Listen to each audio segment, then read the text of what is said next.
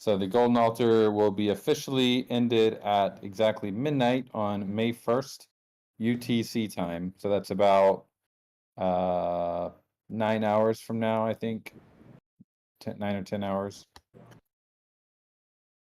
Yep, that sounds about right. So that's good. The window's a little bit, you know, one thing then another. Keeps it interesting. All right, logging in. I hope everybody's had a good play drop. Anybody wants to come up and chit chat about it? It's been an incredible 30 days. Yeah, it's been pretty intense on all fronts. I'm picking up the Alchemica to handling all the support requests, from making sure that the Alchemica still gets sent out on time, even when the blockchain is going spiking to 2,000 Gwei gas. And then you got the bots. Oh, it's been fun. Been a lot of pretty intense on all fronts for everyone. But really been fun. Yeah, that good kind of intense. Count of Monte Cristo, never banned. Yeah, the war on the bots, one for the ages. I think, we crafted a lot of crafting going on, but we crafted multiple solutions and counterattacks. So it's been pretty cool. There haven't been that many false positives, though. I mean, it would go to reason that someone like Count of Monte Cristo would not have been banned. There are a few, though, right, Dan? And we are dealing with yeah. It's so tough because a lot of these guys are coming in, they're using new wallets on chain, so they really have zero credibility. They're also using like shared IPs. They're really just as far as the algorithms are concerned, they're bots. So it's really tough to distinguish between human and real player there. Yeah, and most of them, if they've just joined the Discord as well, I mean, obviously we want to onboard and be very welcoming, but at the same time, it just makes it really hard to discern if you have no background in Gotchi game. If you had a few badges, that'd be a different thing. You've been in the Discord for 6 months, or even 6 weeks. So yeah, all in all, I think we're at a point now where it's pretty nice to be in there, and it's actually a bit humorous for me, at least, to see the shadow band, the red letters going by sometimes. Just like, kick. Yeah. Good morning, friends. Good morning. Hola, mi amigos. Hola. I mean, it's been a crazy month here. You know, I thought I'd be getting 14 golden altars before all this started. So, I haven't minted one. I wasn't able to get one just because I don't have enough Alchemica. But my strategy has shifted to these tiles because I like how they're a lot more attainable and I can get more, a lot more of them. So, I'm not. Whale. Yeah, exactly. A tile whale. I love it. I really had to brush up on my Espanol this month.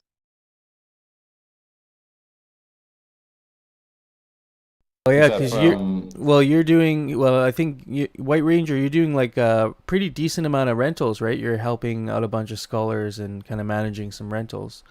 I checked last night, and I've shipped 1,050 lending contracts with less than 10 Aavegotchis. That's automatic. Yeah, that's pretty incredible. It makes me wonder how many other people like yourself are doing that. Yeah, How did you check that? Adventure.io with 2 A's. If you navigate their export feature under Lending Manager, you just put in your wallet address, and it'll export all the contracts that you've shipped under that address. You can also do like whitelist ID, third-party wallet address. And then I think borrower address is also an option.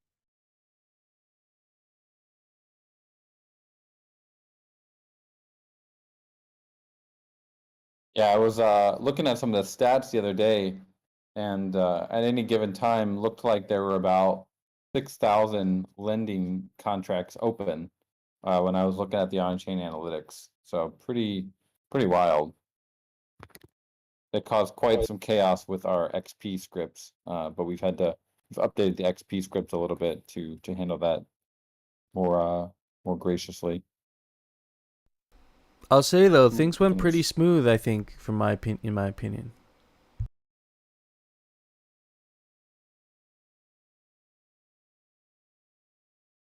Speaking of smooth, one complaint is you get that little micro lag for a second when there's a major spawn. Did anybody else experience that? I mean, it's not. I never really Yeah. experienced it on my side. It seemed to run Yeah, pretty every smooth. time almost. So it'd just be like a little shake, and then you're back in it, Mhm. right?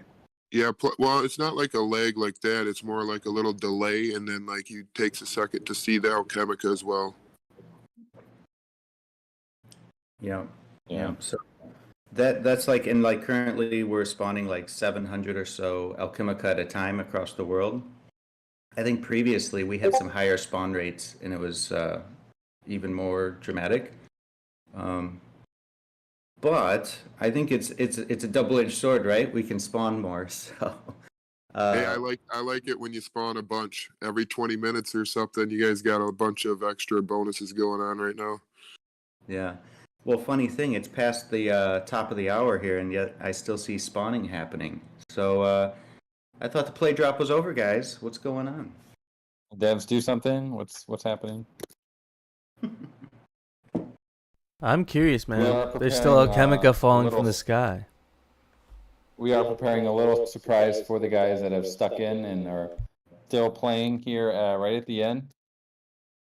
Turns out we have a little bit of extra Alchemica just from some Alchemica that was reclaimed from bots or just was under allocated for some reason for various reasons, or there were drops skipped. So we have a little bit of extra Alchemica that's going to be dropping here during the next about hour and a half during this hangout. So if That's if you're exciting. not in the Gotchi verse at all yet, you definitely want to get in there. It's going to be pretty fun, I think. Looks like there's only about 2,000 people in right now, so it's a good time. Yeah, we If kept you this didn't get one. that, get yourself one more tile, or maybe get a little extra Alchemica to get that final altar. Oh, yeah, this is cool. I mean, we are live streaming. Both have myself and I believe Zombie Shepherd Anthony is as well. So we'll be this will be recorded for historical purposes. It's gonna be big. It might get pretty laggy though. So if you thought the 600 Alchemica lag was bad, it might get significantly worse during this. But the That sounds upside dope, is though. there's going to be a lot of Alchemica dropping. Yeah, that sounds dope. I just like beating everybody else to the alchemica. I don't even Oh my care. I God. just like picking it Here up. it comes.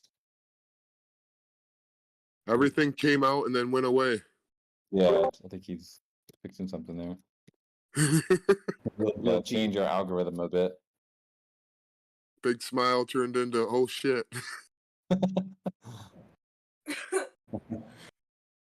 Wait for it. So this will be happening every few minutes, and then there'll be a pause where we can, we definitely want to keep the conversation going. And oh, there it comes. Wow, 10,000. That's a 10,000 plus spawn. And a lot of Of alpha. course, my cat wants to walk in front of the TV when it happens. Oh man, this is great. You doing something there? Get my alpha. Ooh. Ooh, all this alpha everywhere. I'm reconnecting. Overload. Yeah, it's probably changing a lot of settings very quickly here. Yeah, this is another stress test in the making in a way. We get to push the limits here. There were some ghost alchemica I see being reported. I've got the same experience, but definitely picked up a bit.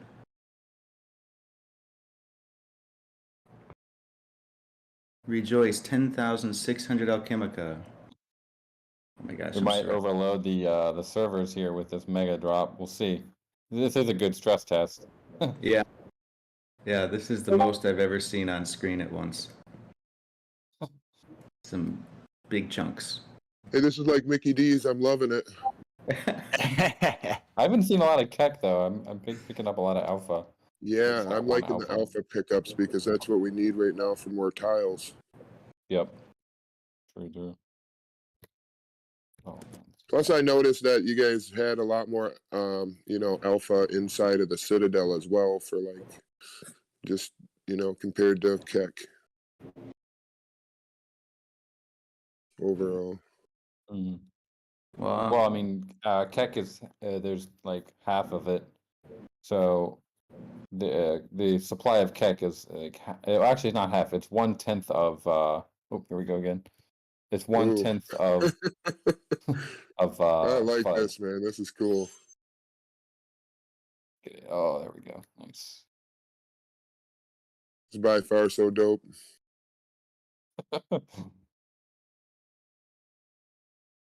Just trying to get away from everybody else. Yeah. I just got a big block of Keck. That was real nice. It would have been nice if you could have kicked everybody to maybe kick out most of the bots and then freaking let everybody back in real quick. Yeah. I actually like the fractional amounts that we switched to because it just makes getting that one Keck just feel a lot, like 10 times, literally 10 times better, you know? Yeah, Much more especially when you dopamine beat this somebody way. else to it, or like 3 guys are running around it and you pick it up. Dope. Definitely fun. Oh, here we go. Alchemica overload.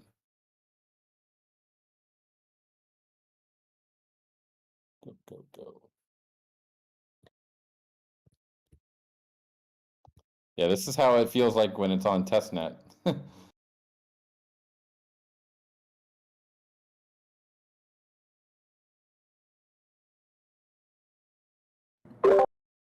if you guys want, I'm hanging out over by the north gate, so if you're in that area, make sure to say hi.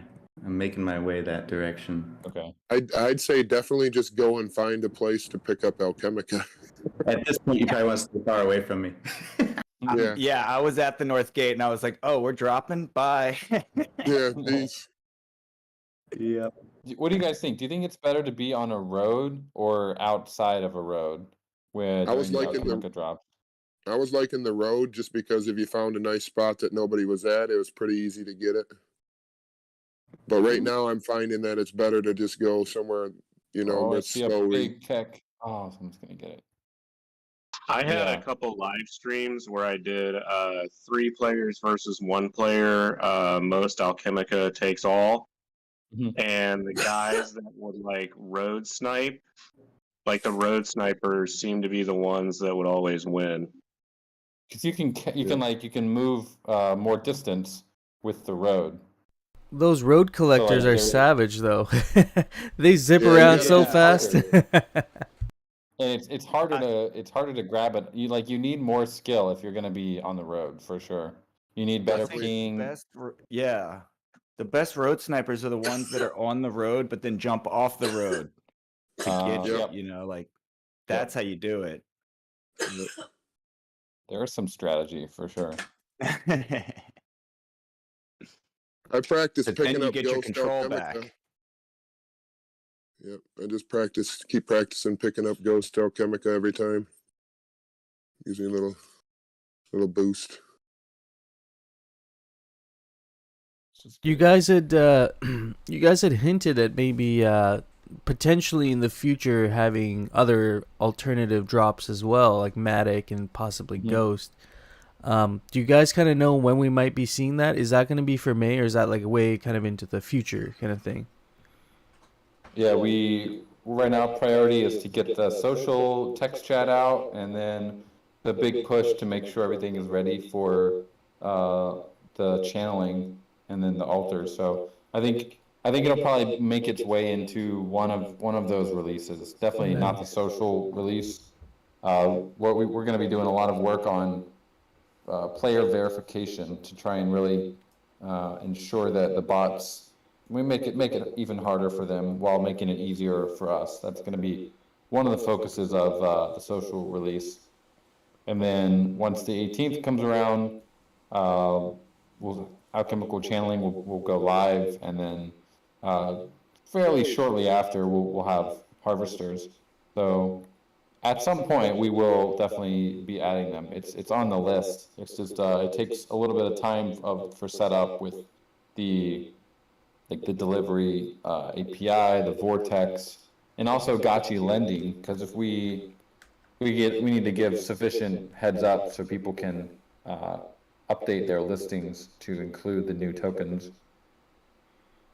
Yeah, that's a good Quite a few point. different moving pieces. No, I mean, there's a lot going on. I mean, I'm excited about the social aspect because I felt like that was kind of missing during this month, like being able to have a text chat. The bubbles were kind of a nice like addition, but like I think having the actual text chat is gonna just like make this that much more fun to actually be able to. It's just like a memeable thing, you know, like to have different text that you can put up, and it shows up above like your Gotchi's head essentially, right? Or no, sorry, it's in a scrolling chat, not above your head. Yeah, we're gonna have like a chat, Yeah, it's little chat box per district. in a way, it's like the first content creation for the community, like in game. Like it's a very primitive one, but it's technically all content, right? So we're able to communicate, and I think some culture can start developing within the Gotchiverse around this, especially with the district chat. I love the idea of different neighborhoods having their own conversations going on. And it's going to be kind of cool to see that world chat because I remember playing games like this previously. I bring up RuneScape a lot, but their world chat was always kind of interesting to read. It was like a tabloid of what's going on, right? Maybe there's some drama. It could be, Gotchiverse related or not Gotchiverse related, but it was always it was entertaining. It made for an entertaining read for the most part. You got trolls every now and then, but Yeah, in between, picking up Alchemica, or especially here soon, you'll be maintaining your parcels. You definitely got to have some conversation going on. And Discord's great, but it'll be nice to have something in game. And the other important part is, as we do launch it, like we need to have a conversation in the DAO and feedback on what's working, what's not, and hopefully it just gets better and better over time. This is really just the first iteration, the kind of MVP. I was really interested in how walls are exactly going to work.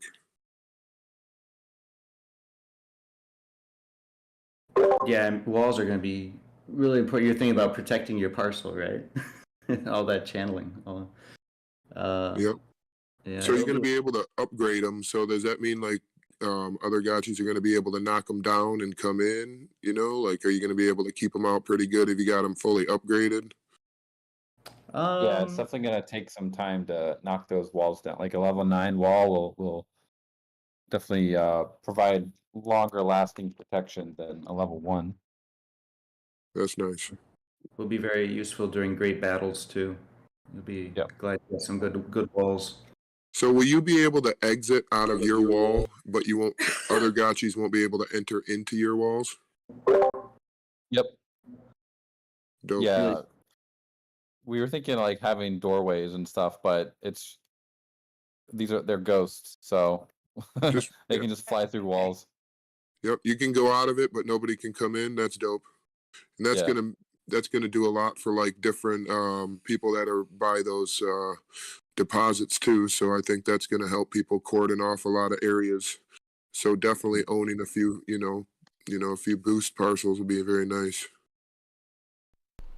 I've been I've been talking to some guilds who own large pieces of land, and what they're focused on right now is getting the altars up first, but also if there's going to be alchemica when you channel getting kind of spread all over in a really wide radius, I hear a lot of them talking about how they might just buy a bunch of Alchemica and upgrade their altars to kind of reduce the spillage a little bit, and then also link all their larger parcels together and create this like a fence all the way around, a perimeter, and maybe hopefully that kind of reduces some of that leakage. Yeah, I was gonna It'll say do with that. yeah. Okay, I was gonna say with that, like when you spill over with those walls, you won't even be able to get to that Alchemica that's spilling over into other people's lands. Exactly. So it does two things. Having like an enclosed parcel will if you get whatever spillage of your Alchemica you get in your parcel, uh it'll keep it for you, and you'll also be getting other people's Alchemica dropped into your parcel, and other people won't be able to get it. So there's kind of two big advantages there. I It's like really like that. I was looking forward to that piece of the Gochi Bible, and that definitely is really exciting. Especially, kind of puts a little more value on Keck properties where you have, single access to Keck bubble ups. I mean, that's 12.5% of the overall Alchemica.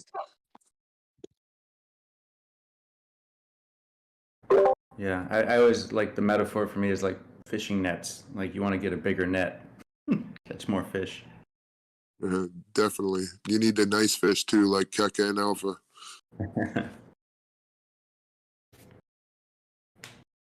Definitely like the purple fish. The blue fish are getting worth more now too with the tiles and everything. The market is so interesting. Like I feel like we're creating a case study in tokenomics that like people could write like a year into this, people could write like their thesis on these four tokens because they're similar, but they do have like different use cases and different tokenomics, but they're all kind of part of the same family. And the market is valuing them very differently, um, like just because of those different tokenomics. Which it's interesting that FUD recently overtook FOMO. I mean, the obviously the difference isn't big. Still very very early. We're talking $70,000 worth of market cap here, but it is just interesting that somehow FUD beat out FOMO in this initial race, and Keck and Alpha are kind of where I expected. But Well, that's what I FUD said is somebody's going to buy it all up in the, towards the end in order to control it and then, kind of boost up the tokenomics.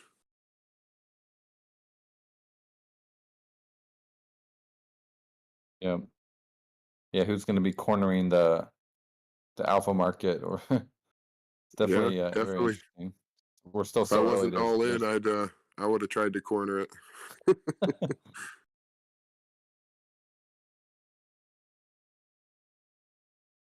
Be Oh, Dr. interesting. Agni, that's awesome. Oh.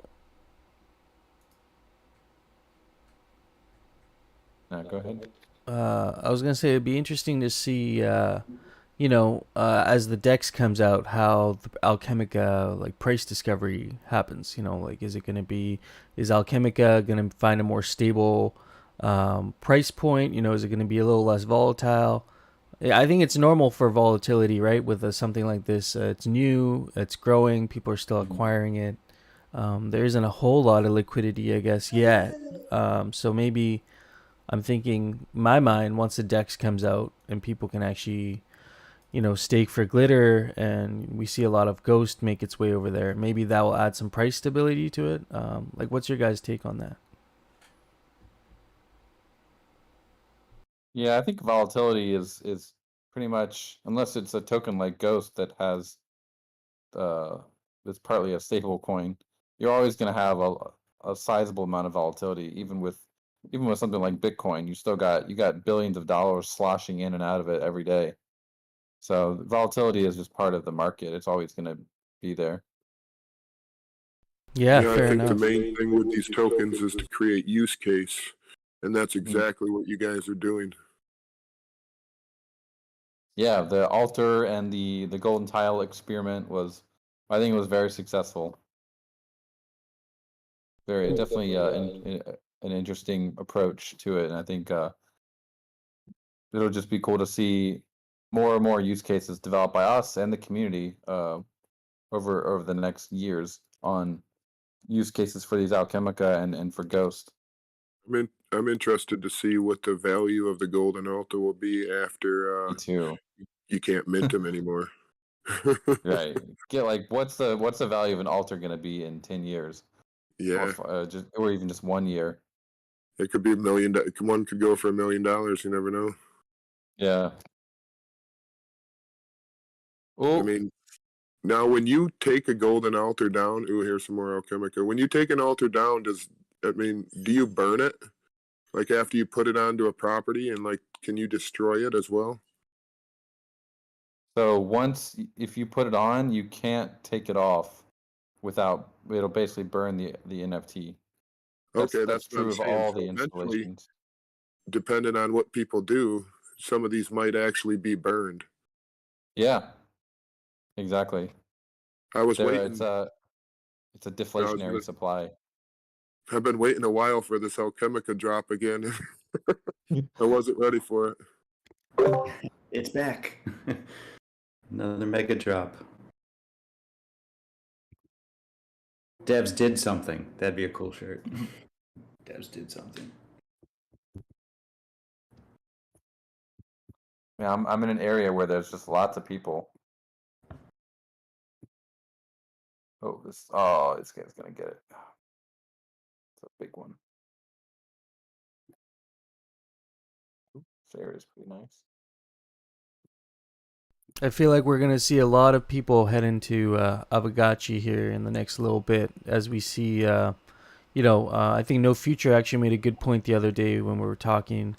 Um, you can show people this and show them, all right, I'm collecting alchemica. These are tokens. They're worth real money, but they're also a resource. You can kind of build things how you would in like Clash of Clans, and it instantly just like clicks with people. Whereas before, it took a lot more explaining on like what an Aavegotchi was, and now it's kind of like there's this entry point for people to, something that'll initially catch their attention, and then we can take them down the rabbit hole. So it's like it's been really nice being able to show friends and family, like, hey, look, rent this Aavegotchi. I'll rent it to you for whatever, and go around and just collect this stuff and tell me what you think. And the responses have been pretty great so far. So it's been really good for that.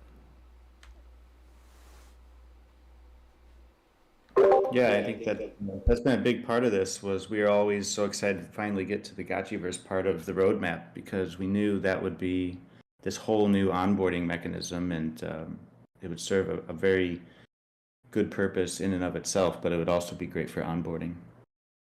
I think that all the hacks and the letdowns by other devs and different games is going to lead to a lot of overflow of people with nowhere to go, with no security, and they're all going to come here. And there's just going to be an influx of players because of all the letdowns in the rest of the gaming world on DeFi. Yeah, reputation's everything, a good foundation, and knock on wood, we've had a very great run for over a year and a half now, so it kind of speaks for itself. And we just, if we can continue to iterate on top of this Gotchiverse, it's going to be a full-fledged game here very, very soon. Definitely, and then once it goes mobile, it's going to be even bigger. Like look at what Clash of Clans did, and you didn't get to make money. I played it myself. Mobile's going to be the floodgates will open up. A lot of the scholars that we've talked to, they have to go to an internet cafe or they have to borrow a friend's computer to play Aavegotchi. They'll still do it, because they see the earning potential of it. But I think once mobile comes out, we really, I think, are going to kick it up a notch. Yeah, and right now where we are, there's almost like no hurry in a weird way. Like, of course, we want everybody to be able to play, but it's like the stress testing of having 4,000 players live at any given moment, the bot wars. There's like all this stuff to work out before we crank it to that level. But yeah, absolutely. Once we do, it's just a whole blue ocean that hasn't been approached yet. I think around the scholars and, just new people in general joining the game, the biggest thing that we can do for them is, just kind of educate them on what these assets are, like as assets, not just, they understand them as what you can do with them to play and collect alchemica, but we can, in this little period of the social and the next rollout, I think that's something that I've had on my mind is how can we help these scholars realize the potential of this Alchemica, because what they're doing right now, and some of them maybe need the money, but others are they're selling it on the market for what they can get for it, not realizing that there is actually a future potential for Alchemica, and there's a big use case for Alchemica. Many blockchain games, you're just farming a token till the game dies, and then you move on to the next one.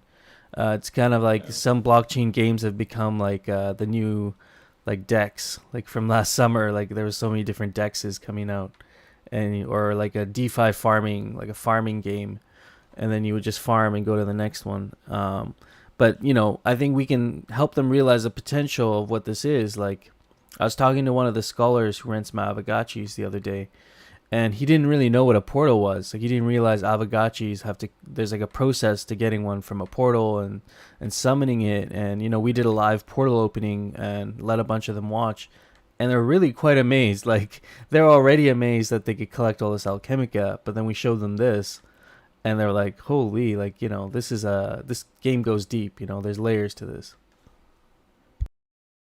I think the land and the channeling and the harvesters and that whole gameplay will make it much more apparent to like new players that there's an entire ecosystem outside of just picking up these tokens.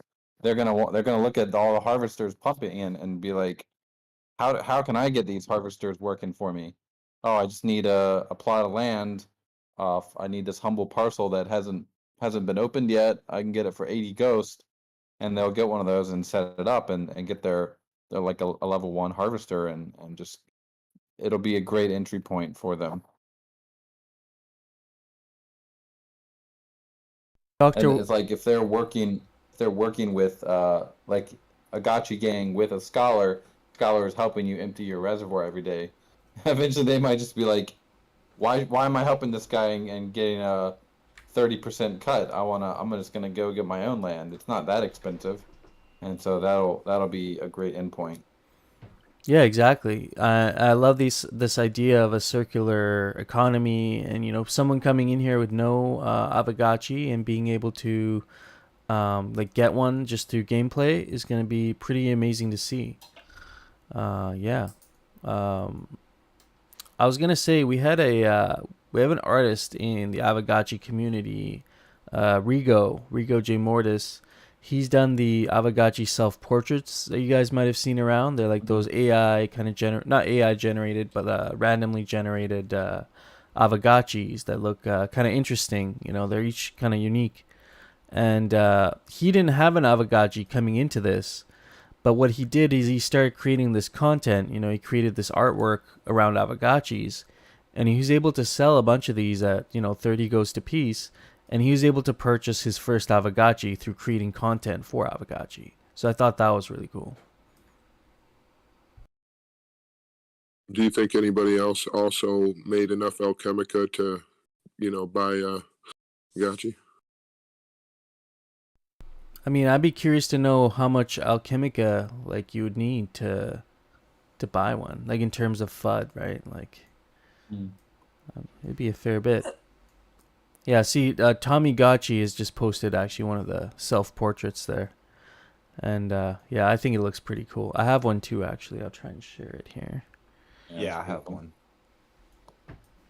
It's my Twitter PFP. Yeah, there's a lot of really cool art emerging on top of Aavegotchi. Here, I'll post mine in the chat.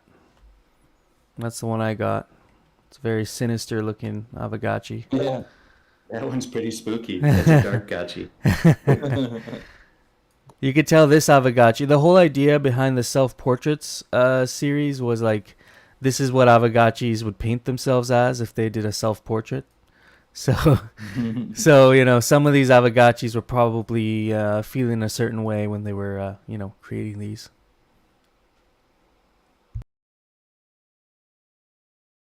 How did these mouths get created like this? 'Cause some of them look look almost like vampire teeth, or look pretty. Yeah, mine's got a zombie mouth. Is that like a trait, or is that these are Yeah. all randomly generated? Right? No. So the way he does it, I believe he creates his artwork in like layers and then runs the layers through an algorithm to create like like a randomly generated Aavegotchi with all the different layers. That's awesome.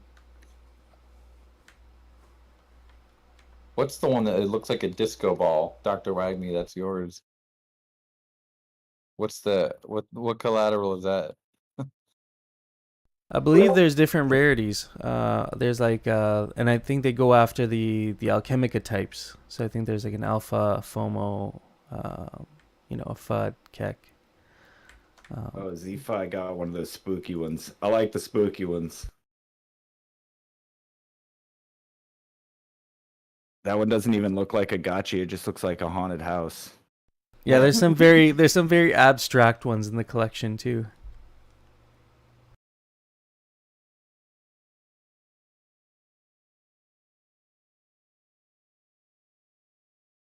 Ooh, I like that one, Webb. I like Webb's gotchi. That's pretty cool.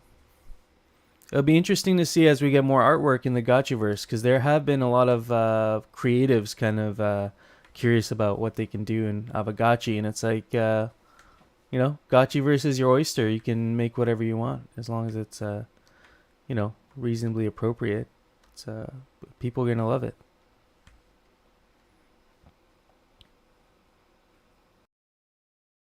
Yeah, so I got a new computer and I got in the Gotchiverse with it, and this thing was so fast that I was flagged as a bot within an hour.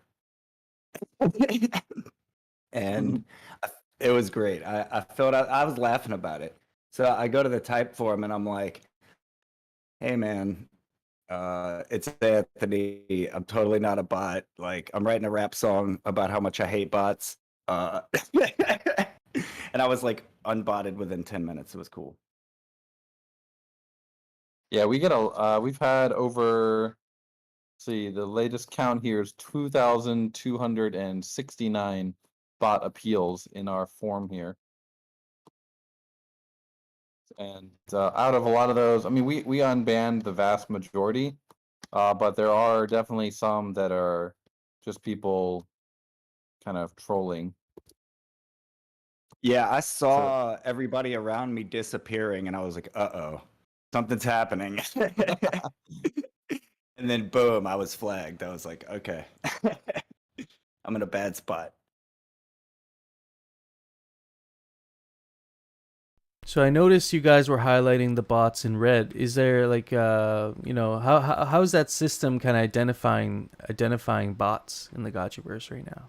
Yeah, I guess it's fine to probably talk about it publicly at this point, because we are gonna make some changes over the next couple weeks. But basically, it's a combination of on-chain analysis, basically looking at your wallet, and a lot of the new players coming in they have like literally 2 transactions in their wallet. Super sketchy. So we look for if you're using like a new wallet that's never been in our game before, we say, okay, how many transactions have you done? Probably you've only done 3 transactions. Okay, what was the latest transaction you did? What was the time? Oh, it was 1 hour ago. Okay, who funded your account? Oh, you got funded by a known banned account, someone who's already been banned before. Auto ban. And that does catch a lot of people. They pretty much I don't know the numbers on that exactly, but that one did catch a lot. And that one is happening before they even get into the game. They basically just get shadow banned, for good reason, and they can appeal it if they want. But we'll have to look. Sometimes the banned wallet that got them banned was also on the bot appeal list, so we go back and look and see, okay, if we unban that one, we also need to unban this one. So it's a bit of a process. And then the other one, the one that probably caused the most false positives, is we are using the Google reCAPTCHA. We enabled that, And that is basically, it's a black box of some algorithm that Google has that determines the score of the device that's connecting, and it gives you a score from 0.1 all the way up to 0.9. 0.1 is the lowest. It's like basically this is a bot, and 0.9 is the highest, which is it's saying that you're a human. And so if you connect it on a new device, it's probably going to just flag you as 0.1 because it has very little information about that account, and it's going to assume that you're a bot. And we don't have. There's another part of the reCAPTCHA, which is like the challenge. So on some sites, if you get flagged as a 0.1, that site will then go back and use a reCAPTCHA for what's called a challenge, and that's when you have to like identify the airplane or the whatever.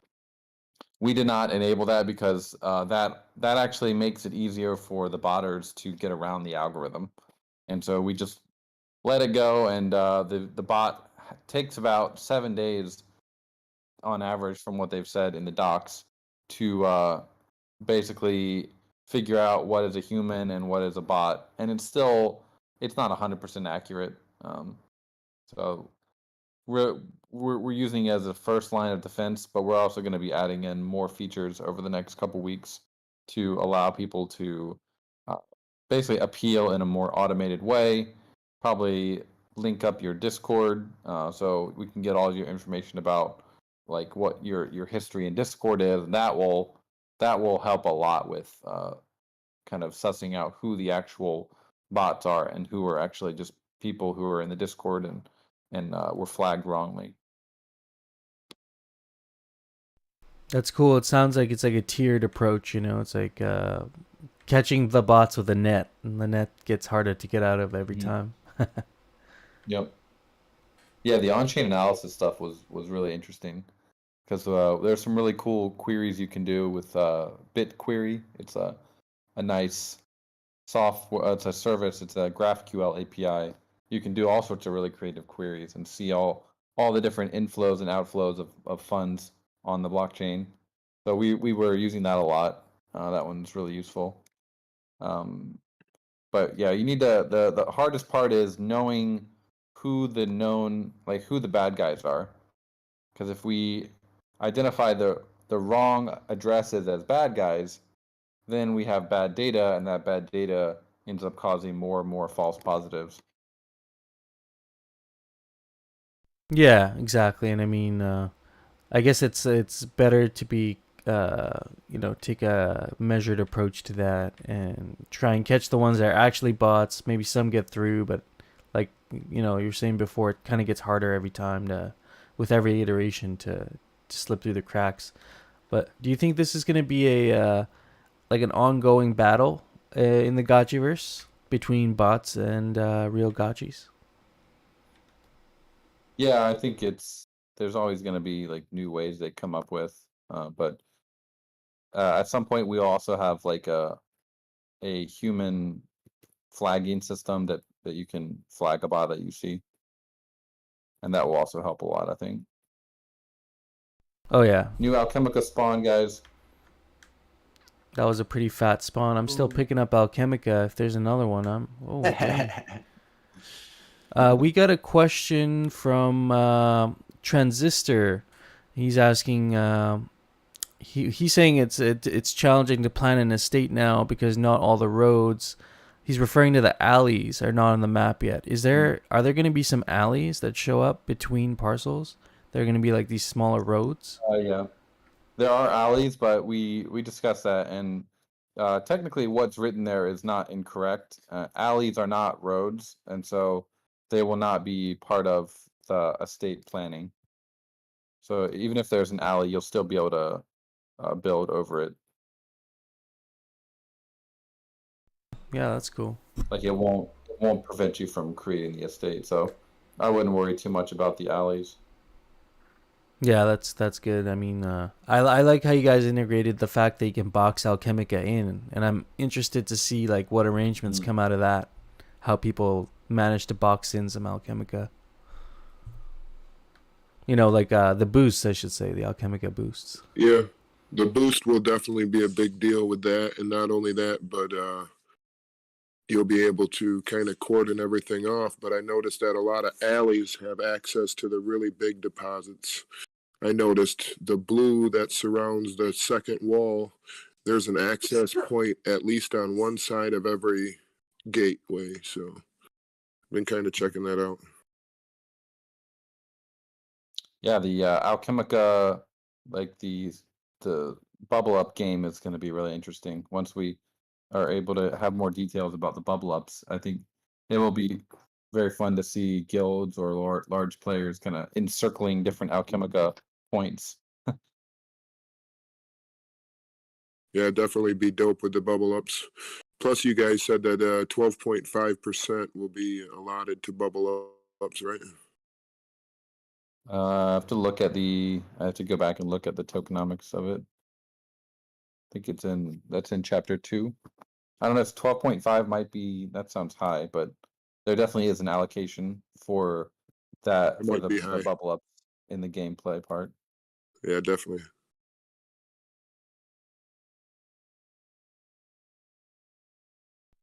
So then, okay, Just so the saw next someone. 2 weeks we're gonna have the social aspect, but after that we got the actual full land release.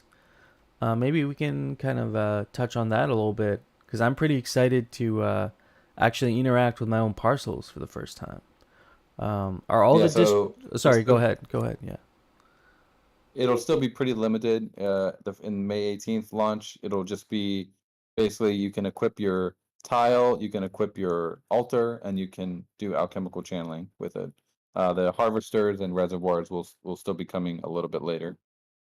They're pretty much ready on chain, but it's quite a bit of a process of UI and UX to make sure that all that it's ready, like the equipping and de-equipping and making sure people don't accidentally unequip something that they didn't realize it was going to get burned, and all sorts of little edge cases. Yeah, I mean, it makes sense. I think people sound like I'd be pretty upset if I lost a reservoir or something and it had Alchemica already in it, or I wasn't able to empty it Well, out. you won't be able to do that. It's more for oh, you have your level 9 golden altar that you've upgraded. Yeah, I Whoops. accidentally yeah, remove that. Probably wouldn't be too happy. Yeah, I could see that. But it's we're close. Like, how long have we waited for this? Right, we've been all patiently waiting, and I think we're getting close now to the point where we can really start doing stuff to our own parcels. Even if it starts with a golden tile, get an altar on there, do some channeling. Will we be able to upgrade the altars as soon as they're planted on our parcels? We can start upgrading their levels. Yeah, that should work without any issue. I mean, that makes me wonder, right? How many people are going to just say, you know what, screw it. Like, I'm not going to wait to collect Alchemica and upgrade my altar. I'm just going to go to the market and buy. I'm going to buy I the don't know, man. Alchemica, get it to level 9. We're all degens, right? We've seen what happens with our auctions and our raffles and stuff. I could see this behavior, the animal spirits coming out and, someone just spending all their Alchemica on the first day, but buying up as much as they can, get to level 9. I guess there's that time factor too, so they'd have to wait still because there's no Yeah. glitter. Yeah, there's no glitter. It'll take quite a while, which is I think it's good. It's there is a certain element of time, and you will have to wait. So you'll be able to, I don't know what level you'll be able to get. Probably like level 3 or 4, I guess, by the time. Well, we are aiming to have glitter out in a reasonable time as well. Uh, haven't made any official announcements about the timing of that yet, but I would say it's fairly likely that we can have glitter out at or around the May 18th launch. So you could theoretically, if you had enough glitter and you had enough Alchemica, get all the way up to like a level. Well, even there won't even be enough glitter out there probably to get rid of all the blocks. So still won't be possible to have like a level 9 golden altar by May 19th. but there will be kind of an arms race for sure. But I think the main thing holding that back is the amount of liquidity on QuickSwap, but glitter will help a lot with that as well. So it's all kind of linked together. I love the idea of tokenized time, because that's kind of what glitter Mhm. is. It's tokenized time. And I remember playing games like, Clash of Clans or Boom Beach or, these mobile, like build your base kind of games. And I would end up paying for the jewels or crystals or whatever for the speed ups. I remember spending hundreds of dollars on that. But now it's like we've actually created a market amongst ourselves between players for this instead of paying a centralized game studio for it.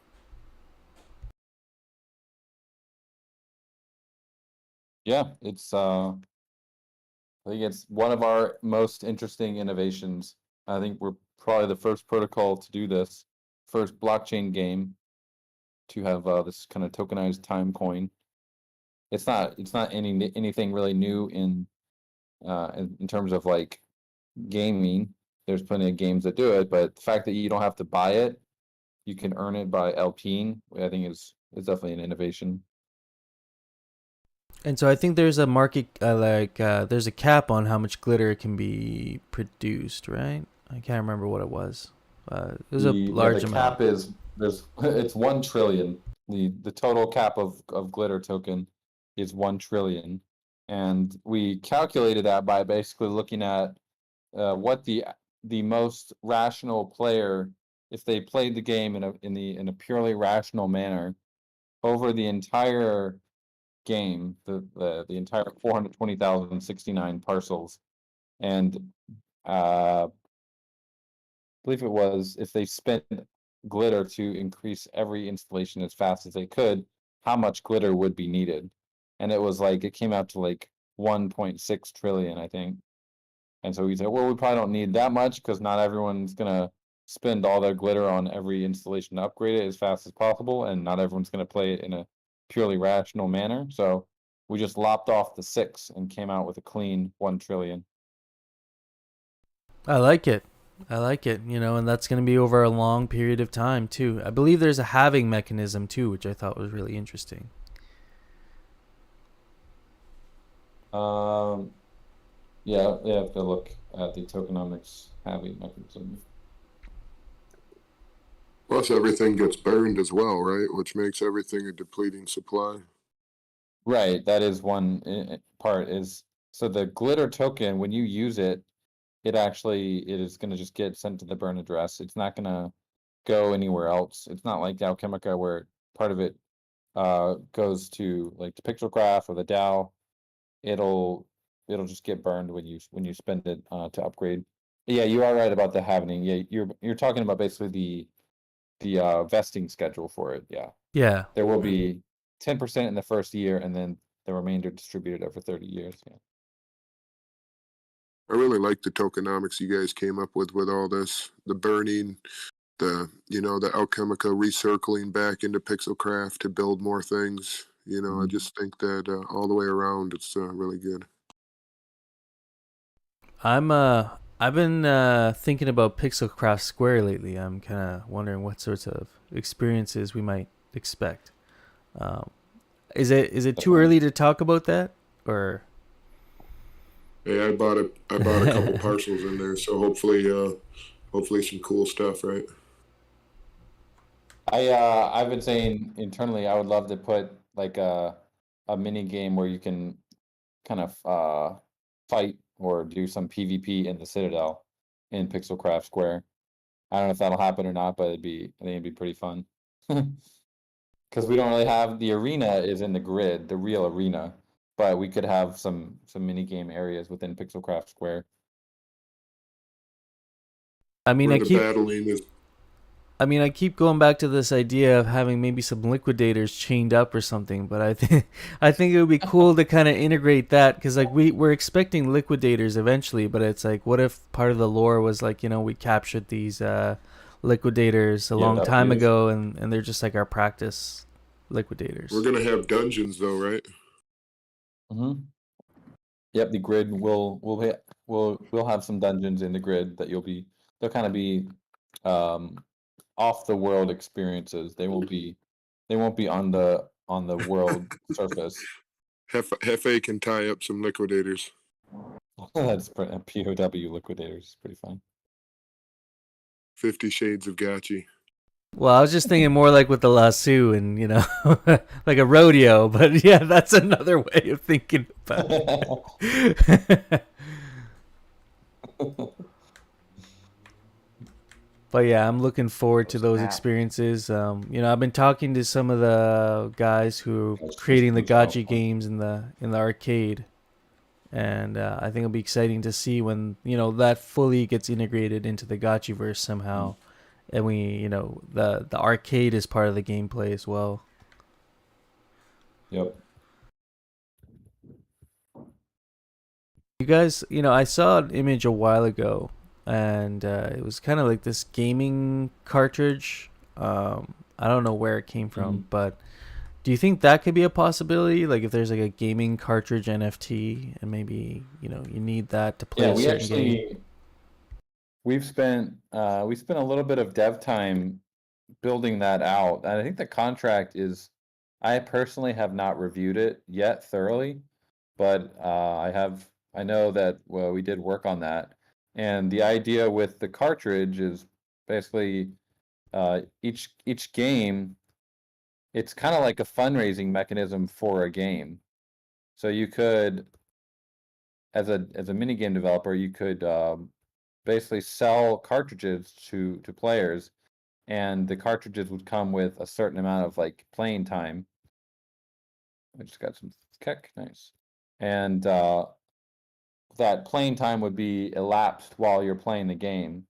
And when you're not playing the game, the idea is that it would not go down, which is kind of hard to do on chain. So it is one of the things I think we are working on. But yeah, so the idea is that you could buy one of these cartridges, and owning the cartridge would give you ability to play the game. And as you're playing it, the time that you've paid for would go down in the cartridge. And it's up to the minigame developer about how much time they want to give away in the initial cartridge. Do they want to give, 30 days of time, or is it unlimited? That would be up to them. So it's a pretty interesting way of funding like a minigame development. That's such a great idea. You know, it's even more than what I was thinking. And it's going to be a great opportunity to incentivize people to make these mini games, you know, and make new ones even. Because I mean, we have a pretty good arsenal of games right now, just with the grassroots Aavegotchi devs creating this stuff. But it'd be interesting to see once there's a system implemented in place, you know, if there's some indie game studios that go, hey, you know, we might want to develop a game here. You know, there might be something here for us to do. And like use the cartridge as a way of, you know, do some fundraising for it. Yep. That's some alpha right there, in my opinion. That's a bit of alpha for sure. Yeah, it's just there's so many other things happening. It hasn't really been a full priority of the team yet, but the contract is pretty ready. I believe it's on the Aavegotchi namespace of GitHub.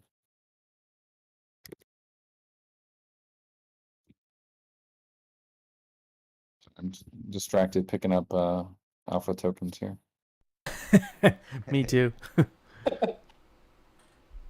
A lot of alpha in this hangout in many ways. The sea of blue. Yeah. More than usual. Get ready to mint some more tiles.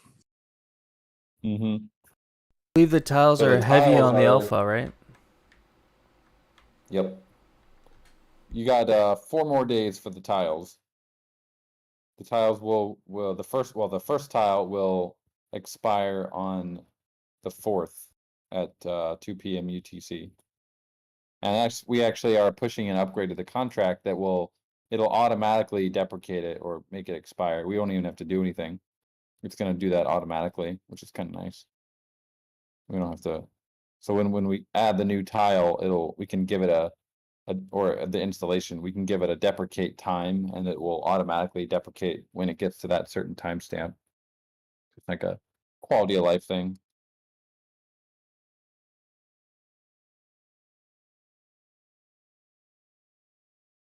Yeah, that's pretty cool. I mean, speaking of quality of life, I know you guys were talking about the petting operator eventually being rolled out. I think that's going to be a Lending feature. operator?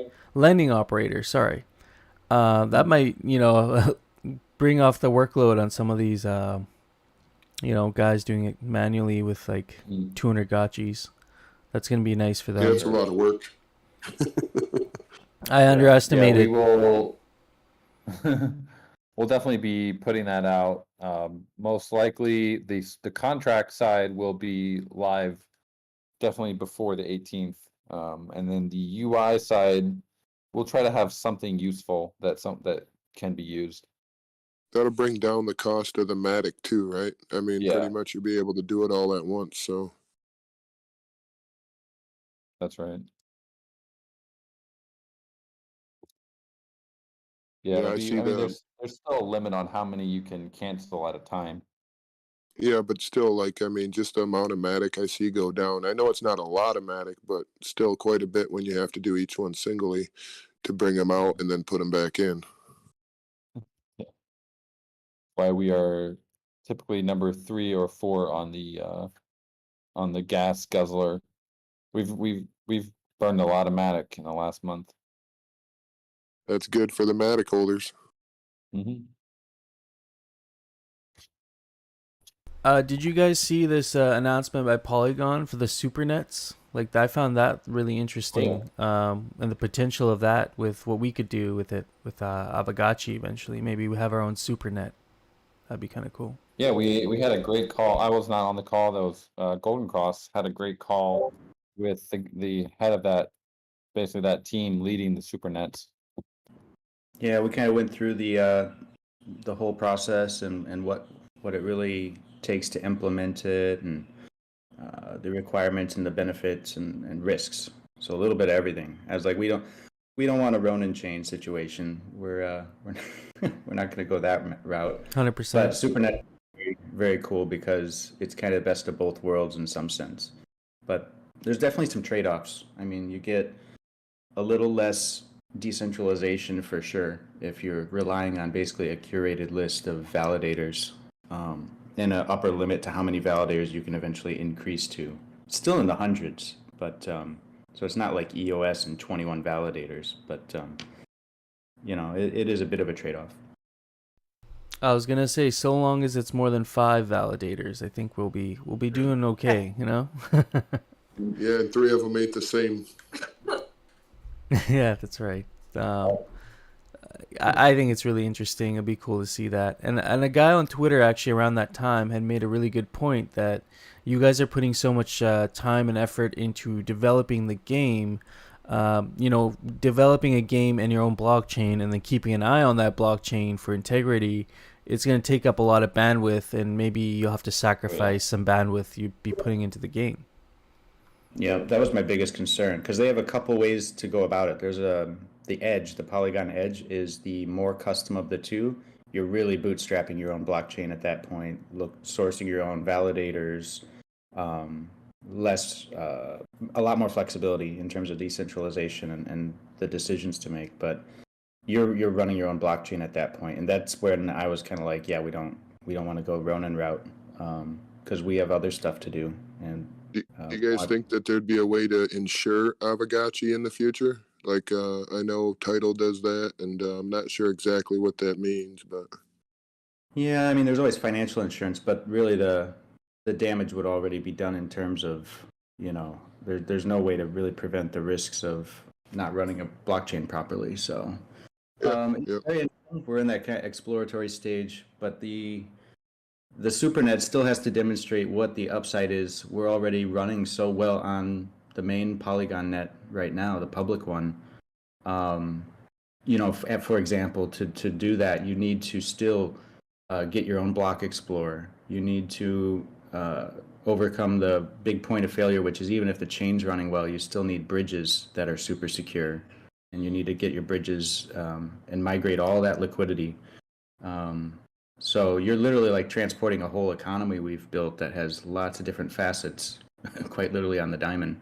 So Well, it could be worth it, but it might also just be not worth it. At least there at might this. be something better in the future though as well on Polygon. You know, they got a lot of different things coming out in the future and a lot of different things that are going to get rolled out, which also might actually lighten up the POS chain to run better on it by, you know, just run better what we have now. Yeah, I think Polygon they're looking at the top gas guzzlers and they're definitely like hoping some of them can offload that to some supernets, and I think that's a fair ask. But it's definitely a long-term project, and we'll have to see. We'll have to see. Yeah, it's kind of like a later thing, you know. It's like I think we're doing okay. Like I know the days of a pet for 2 gwei I think are gone. But even at these rates right now, it's really not that expensive to do, to operate in Aavegotchi. Yeah. Things really do happen fast though. So I mean, you never know, especially with blockchain crypto, you know, I mean, things happen fast, you know, security advances, different things, you know, they've been happening quite quickly lately. Yeah, if we can line up the incentives and it all kind of works. There's other pieces we can't control too, like for example, the services that can also need to deploy, like Chainlink VRF. You would want that to deploy on our supernet, and I'm sure that will be available, but it's not today. Some supernets are already on the way, or I mean, they told me they're already live. I don't know in what form, because these services are quite limited right now. But I got the impression Chainlink VRF is a little ways off before that could be deployed on a supernet. Yeah, let's just take over Polygon public chain. Everybody else can. It is now our chain. We're claiming it. Yeah, I like that. I like that version of reality more. Look at me. We're the validators now. Yeah. It reminds me of that Captain Phillips meme, right? I'm the pirate now, or Yeah. I'm the captain now. Yeah.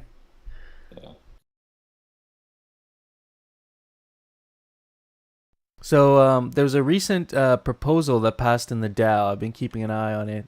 I think it was a SIG prop for the traits. The traits have been kind of switched up now to be more flexible, right? Maybe we can talk a little bit about that.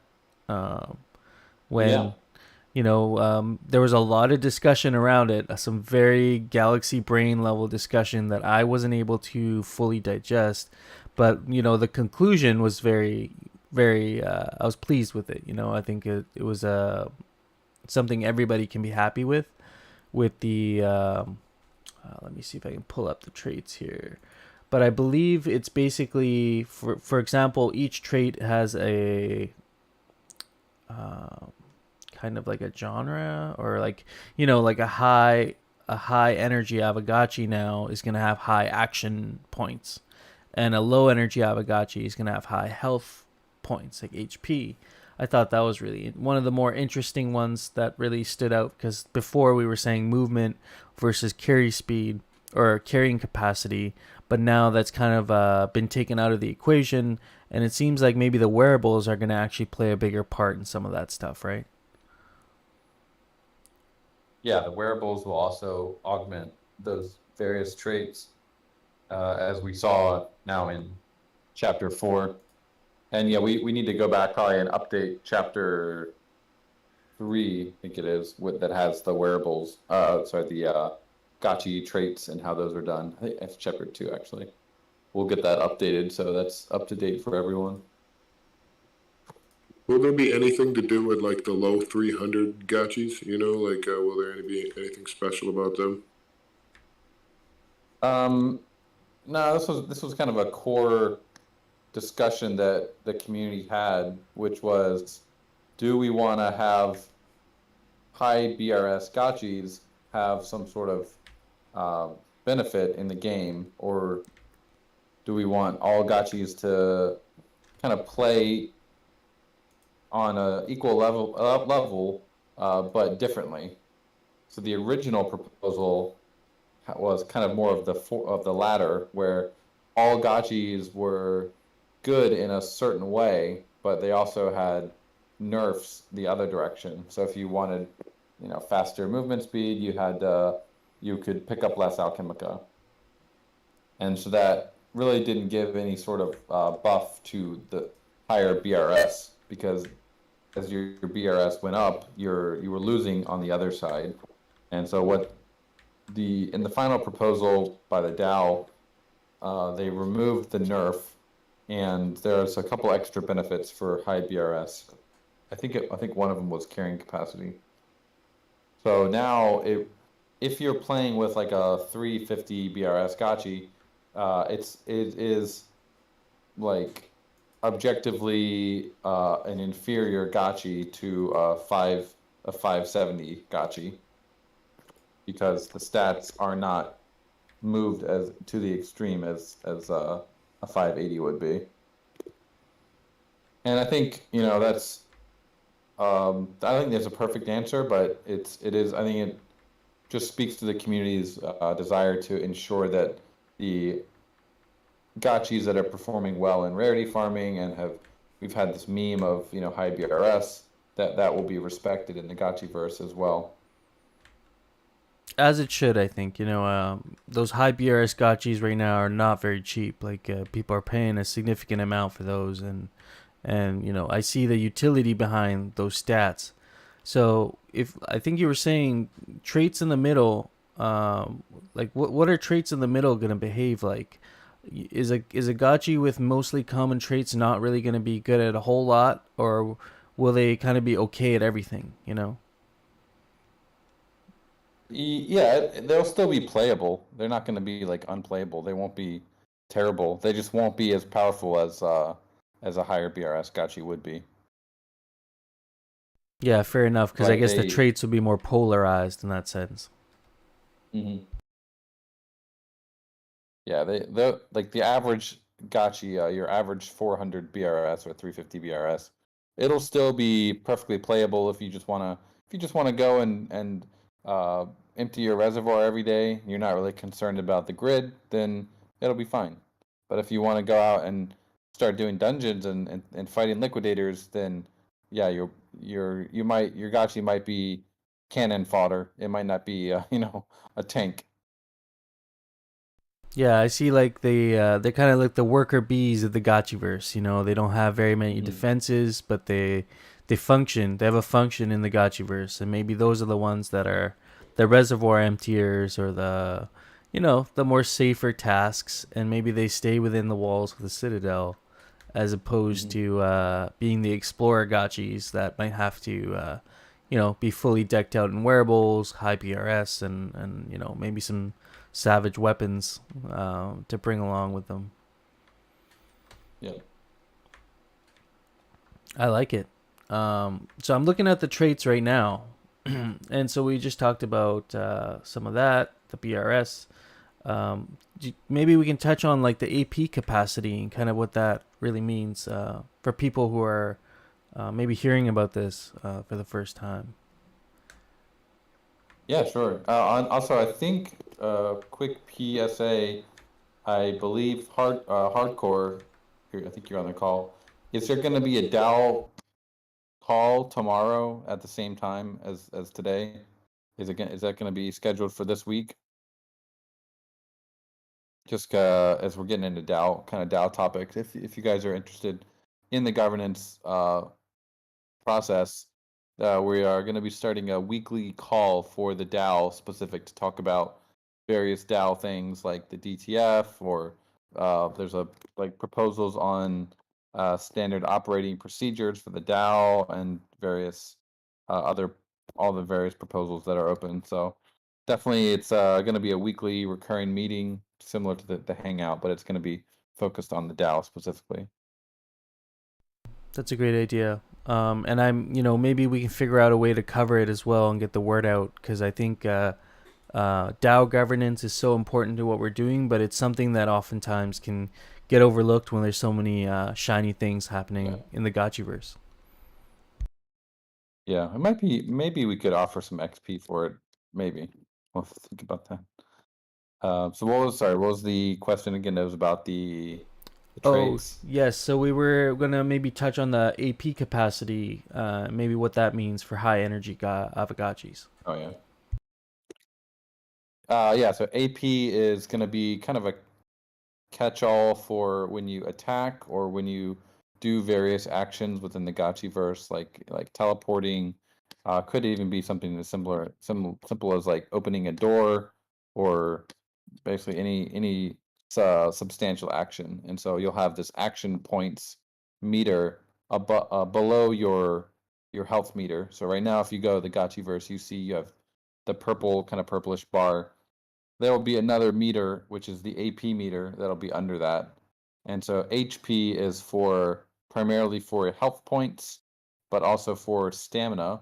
So one thing that doesn't really exist yet, but what will exist is you will be able to hold down Shift key in the Gotchiverse, and it'll basically move your Gotchi. Your Gotchi will start sprinting. It'll just start moving faster. And that process, it won't be something you can hold for like 20 minutes. It'll drain your HP down to a certain level, and then it'll turn off. But that's what the HP will do. Then AP, it'll be similar. If you're basically every attack you do, it's gonna drain your AP a little bit, and how much it gets drained will depend on the strength of the weapon, like basically how much damage you're doing. So with the That's not true.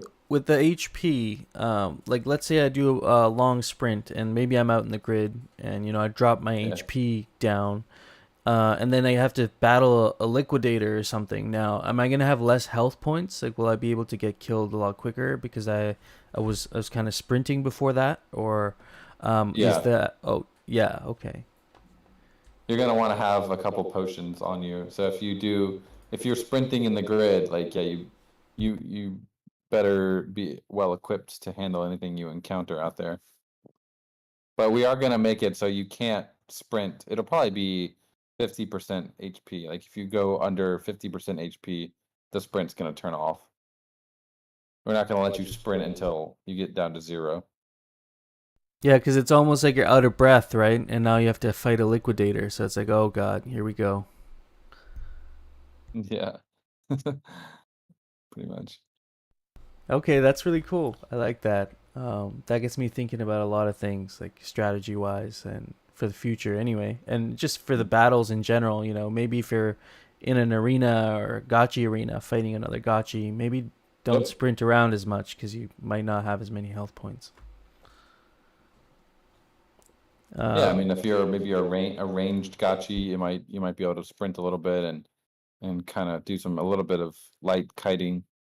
It could be interesting, but yeah, you better watch out because the melee guy might sprint towards you and take you out too. That's pretty cool. And then with the AP capacity, you said it might have some, like you said, action points, so you can open doors or maybe get access to a certain thing. But then the other part of AP is it's tied to how you can attack with your weapons. So if I have a legendary item, or let's say I have a godlike item, I wouldn't be able to just go around just one hitting everybody, right? That's kind of what the AP Right. capacity would limit. Yeah, it solves a really interesting issue that we kind of knew going into the Gotchiverse we would have, which is typically in an MMORPG, a level 1 character cannot wield the most powerful game item, like the Black Portal Mage axe. But in our game, because they're NFTs, and they've been sold, and we did not include that in the metadata of the NFT, although we could have, but we chose not to because it would have limited. Um, basically, when we sold that NFT, there were no gotchis above level 3. So if we had said only a level 20 gotchi can equip this link cube, no one would be able to use it. And so we decided at that point to make it 0. There's no cap, but that introduces the issue of like a level 1 gachi can now equip a link cube and shoot with it. Okay, so we don't want to retroactively change the NFTs. So one benefit that the AP system gives us is, well, you can have the link cube and you might be able to get one shot with it as a level 1. And that one shot is most likely going to drain most of your AP. So you're either going to have a lot of potions and chug those potions every time you shoot, or, and which is good for the economy, or you're going to shoot and then run away and then wait a while and then have to shoot again. So it won't be a very effective playstyle, which if you're a level 30, you have much higher AP, you've invested your skill points into AP, you might have some items that boost AP, you'll be able to definitely wield that weapon more effectively. That's really cool. I like that. And, just the fact that potions are going to be involved with all this stuff makes me realize the demand. Are we thinking with potions? This is kind of off topic for traits, but are we thinking potions are going to be derived from Alchemica, like crafting with Alchemica? Or is there going to be some separate definitely thing? Probably one use case for Alchemica, which I think will be a pretty cool sync for Alchemica. Will be we have a couple ideas that could get to fruition. One would be you go to a shop and you buy with some Alchemica, or there could be potentially an installation that you can craft that would like give you a certain potion every hour or so. Or it could be like it could be a shop that you craft and put on your parcel, and that it generates a potion that you can either use or you can sell or do whatever you want with it. So that would be a pretty interesting installation if we went that way. Yeah, that's pretty cool. In my mind, I had an idea as well around this that I don't know if it actually work or not, but this RuneScape game I used to play, you'd make potions in that game, but you need runes in addition to the, or like a talisman, essentially, you would need to hang on to an item, essentially, and you would still need the resources to make the potions, but you would have to kind of have that talisman in your inventory to craft that potion. So I wonder if some of the wearables could actually function as like that talisman. Like maybe you need to have that wine bottle in your inventory as part of like, maybe it's kind of like a pseudo like ingredient in this potion as part of the, mix in with some Alchemica. It creates some interesting dynamic around, some of these wearables that are like drinks, and I know we have healthy drinks and unhealthy drinks. Maybe some of these could be used to create potions. Mm-hmm. Yeah, there's definitely a whole potential like specialization that could be done with potions. That's a whole new aspect we haven't really gotten into yet, but definitely is a lot of fun stuff to explore in that. I mean, in previous games I've played, there have been whole markets that are just formed around potions. Mhm. Like people trading potions, buying like armor or weapons with potions. Like it almost became like its own kind of pseudo currency in the game. When people need to trade items quickly for something, they would oftentimes use potions.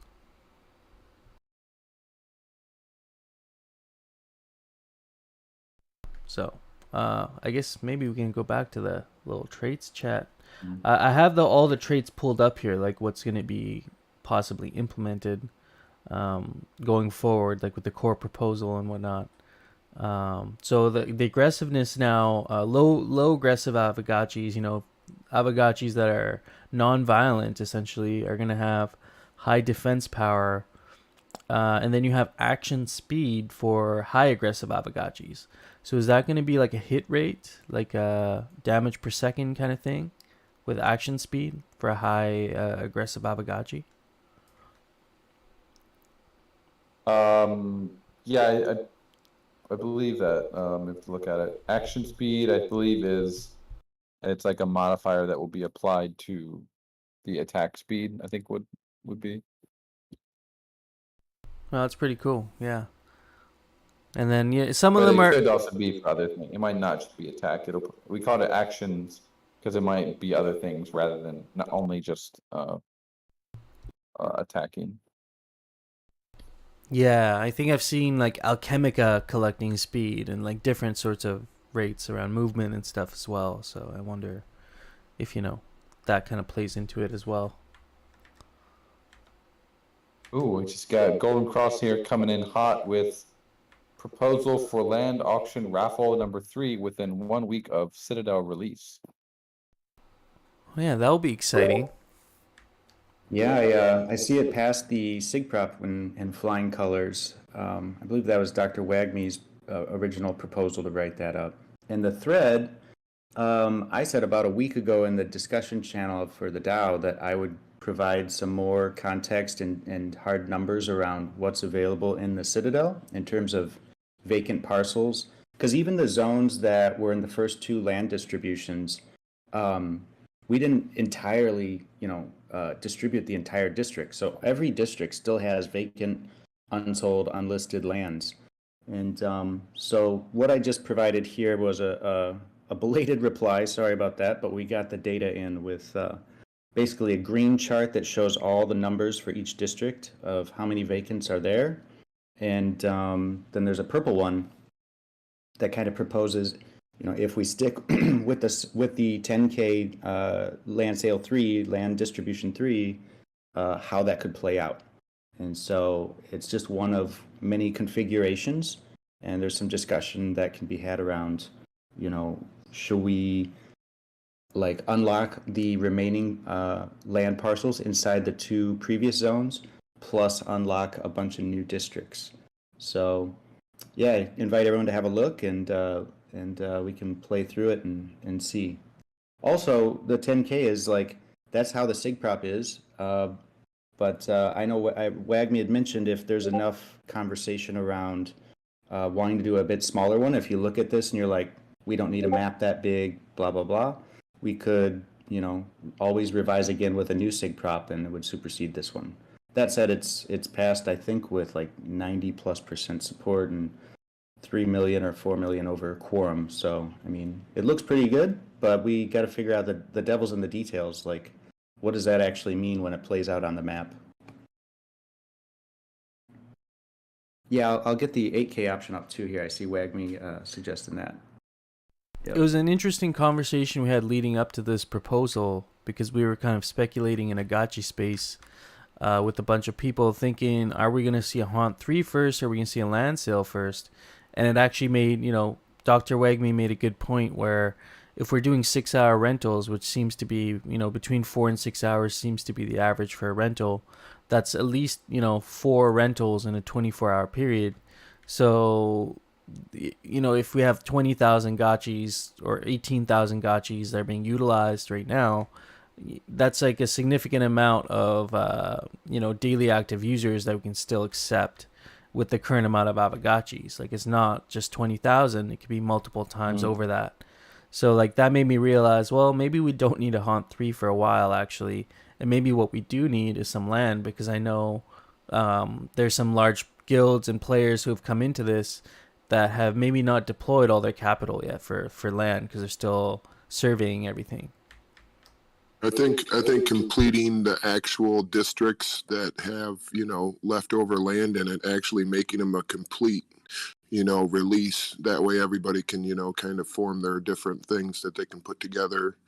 And, instead of expanding it to where people are kind of waiting to see who's going to get their property next to them. Yeah, I think it'd be good for guilds that are already established in districts that are already live. They're going to want to be able to maybe have that option at least to further dig in the district that they already are setting up shop in. Yeah, absolutely.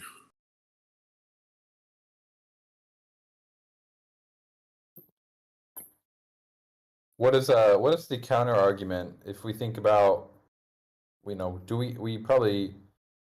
we have enough land as it is, or is this third sale needed? What are the downsides to doing a sale at this point? Is there enough demand for it? It'd be interesting to hear the arguments kind of from the proponents and from the opponents of this proposal. It's always interesting to hear the discussion between both sides. With the delay of all the land and everything for the raffle with the drop tickets, do you guys think that maybe adding a few more parcels for the actual raffle part this time might, kind of equalize it?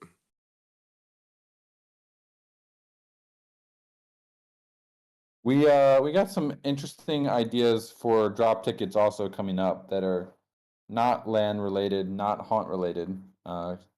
Can't share any more than that at this point. But Okay, nice alpha. Nice alpha. Floor price just went up on drop tickets. Grab them while you can. No futuristic is FOMOing. He bought them all. I wouldn't. I don't mean only. I mean, exactly what ticket it's going to be. I don't think we've really confirmed that, but definitely will be a use case for friends. It doesn't necessarily mean you need to go out and buy only drop tickets or only godlikes or whatever, but it will once it's fleshed out more, we'll definitely make official announcements about it. But there definitely will be a friends use case that doesn't involve printing more portals or more Aavegotchis.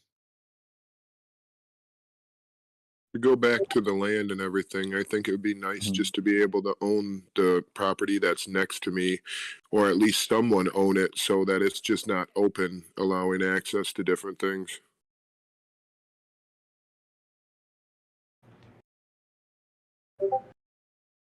Yeah, I'm working to get the other mock-up for what the smaller 8K distribution would look like. Basically, the far east column would not need to be opened up at that point, and it would be more focused on filling in the existing zones and then just adding kind of along the top 23, 24, 25, 26.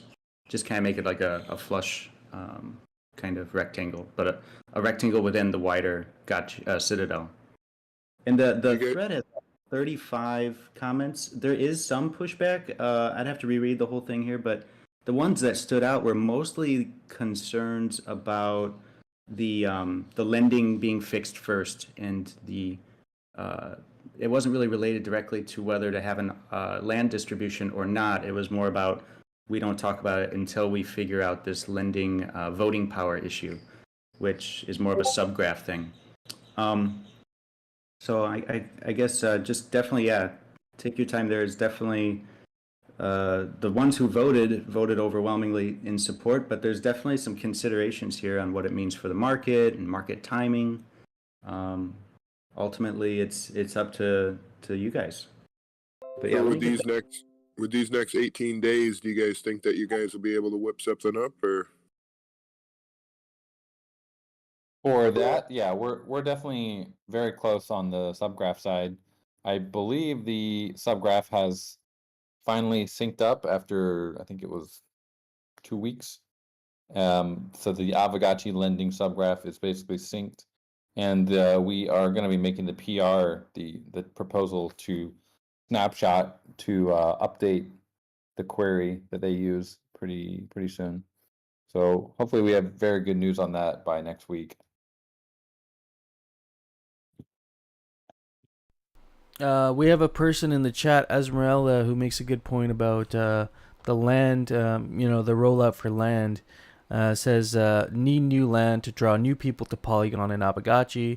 And then mentions something about the roadmap and the DAO to make onboarding less expensive. I think that, it could be controversial, but at the same time, I see the point, of making land. If it's very attainable right now, we could have a diverse group of landowners, but at the same time, on the other end of things, There have been people who have spent, a significant amount of capital acquiring land earlier on, during the earlier releases, and I could see them, maybe being a little bit upset about dropping floor prices on land in the short term. You know what I mean? In the long term, things are looking pretty good, but yeah, I think that would be the one concern probably a lot of people have is maybe having a release of land. It's gonna drop the floor prices a little bit on land, which in my opinion, in the short term, is not necessarily a bad thing, but it could definitely create some controversy around it. On the other opposing end of things, I guess. I think people are going to want to complete their lands like we were just talking about too, though. So I think a lot of these people that did buy these early lands want to be able to buy up the ones that they're not allowed to buy right now. So, I mean, at least, the opportunity to kind of close up gaps in the guilds and stuff like that might be like an opposing argument. Yeah, I noticed that my estates, I mean, I can't do estates because the things around me aren't for sale yet. So I was like, oh man, I've got nothing but grayed out blocks around me. However, with Yeah. this new GBM, there's a strategy I'm kind of thinking about is if you see an address that's trying to bid on, parcels all close together, you could kind of be that guy that bids up the prices just to, because that guy probably wants that estate, right? That's probably why he's bidding on 2 or 3, 4 or 5 parcels together. And I bet you there's going to be people going around during the GBM trying to find these clumps and bid them up a Yeah. little bit to generate some incentives. Yeah, you get a little kickback. I just shared that picture here in the weekly Hangout channel for the 8K parcel distribution. The nomenclature is technically incorrect. It's not an 8K parcel sale, it's an 8K distribution, right? Because we'd stick with I believe the SIG prop is 70% auction, 30% raffle, as usual. So that's why I use the word distribution. But yeah, you get the point. It would be all the bottom row and all the outside column of districts would not be in play yet, keeping the map kind of like a miniature version of its Citadel self. Do you think because of the delay, maybe doing like a 60-40 for the raffle might be a little different? Personally, I don't know what that would mean for your quote unquote distributing more that kind of are won with less cost. You might see a little more dumping on the market. That's my first thought. But Yeah, people have a lot of value holding those friends though, so I don't think like that might come into play as much. But you're right. yeah, I don't know. It could. That's also fair enough. So yeah, it's hard to say. The market price on friends is hard to determine. Yeah, I mean they're putting up their staking in order to get that APR back. They don't want to just throw away their APR unless they don't know what they're doing.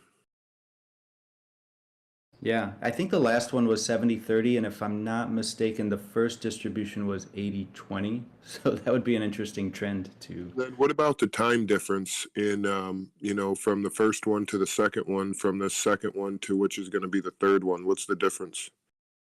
There's definitely a bigger gap this time. I mean, the third one was originally slotted to come out before the alpha launched, but it obviously didn't. So I think whatever it is, it's probably at least double the length of time between distributions. And Yeah, then, that's what I was thinking. Adding just a little bit might actually help, just that value of that APR for people that did have the drop tickets. But then you guys said tickets are going to have even more value, so I don't even know what to think. well, we realize, yeah, we've got to get more. There's been a backlog. I think it's been 4 months since there's been any sort of use for the tickets and therefore the friends. So we've got a couple things you might expect and then a couple things you probably wouldn't see coming that will, give great utility to friends. Not necessarily the tickets you're holding now, but I mean, yes, those two. But like Dan said, we're not saying just drop tickets or whatever. So there'll be some reshuffling of the deck here soon. A little meta movement. It'll be pretty interesting. But yeah, I think the SIG prop just passed has this potential land sale somewhere happening in the middle of June, and that's current structure. And so it left some flexibility for figuring out what exact parcels and all that, kind of to the discretion of Pixelcraft. But we want to make sure we get the input here on, okay, exactly how many are we sure, and what kind of layout is everyone most excited about? I definitely think that, completing the districts that are open right now instead of opening up, new ones to kind of like do that again, to kind of have an incomplete district, it's just going to open up more alleyways and different things to kind of be counterintuitive to what people want to do right now. Yeah, I definitely like the idea of filling in what's left. Some people didn't even realize there's empty plots, and as we open up on May 18th with the land release, it'll become very apparent where, for better or worse, there's some areas that are a bit of islands unto themselves.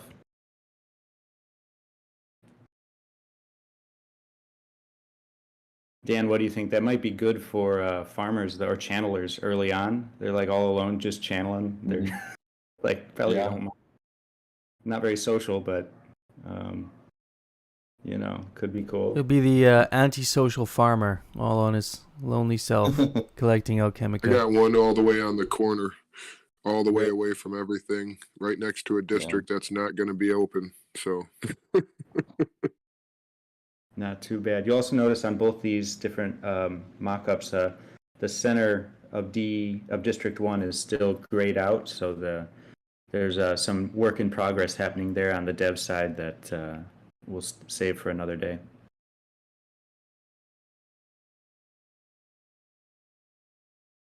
One consideration is that there's only around 22,000 gotchis. Obviously a max of 25,000. And if you have 30,000, I think it would put us up to 40,000 parcels, right? Literally, we don't even have enough gotchis to channel on every parcel every 24 hours. So, I mean, you can have reservoirs, but you won't have enough gotchis to channel every altar, which could be interesting. I don't think a lot of people are going to open up all their lands right away, so that might not actually be a problem right away. I know I don't plan on opening up all my lands right away, so it's going to be kind of like a stake. You can put an altar on it and channel without surveying. Maybe that's something people aren't aware of, but yeah, you don't have to actually survey with the altar. Okay, cool. I did not know that. That's cool. Oh, sorry, I was just going to, I think it's pretty clear, but that's because the channeling comes from a different source of, that's where the Alchemica comes, as opposed to from under your parcel. When you channel, you're not depleting your parcel's surveyed amounts.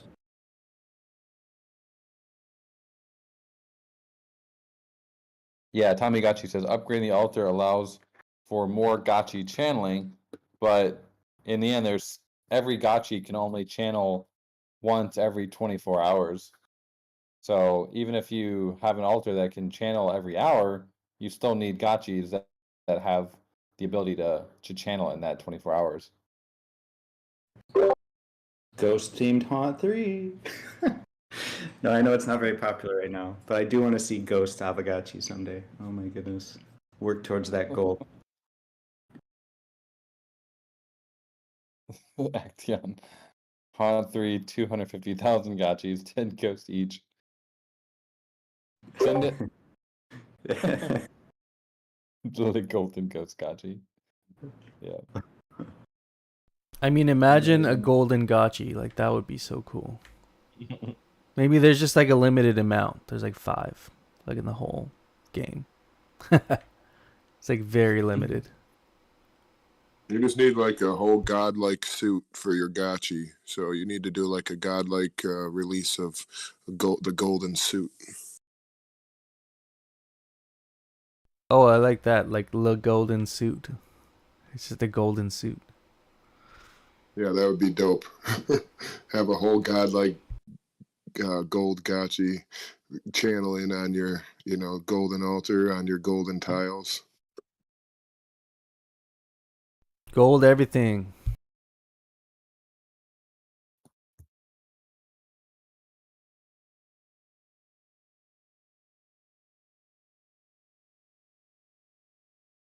what was this? H3 10K airdrop to apes is not a bad idea.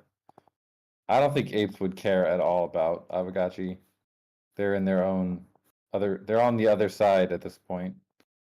Yeah, we They were don't talking like about they're this. Go ahead, ETH sorry. maxis. They don't care about Polygon and like all the innovation that's happening. They just want their ape PFP.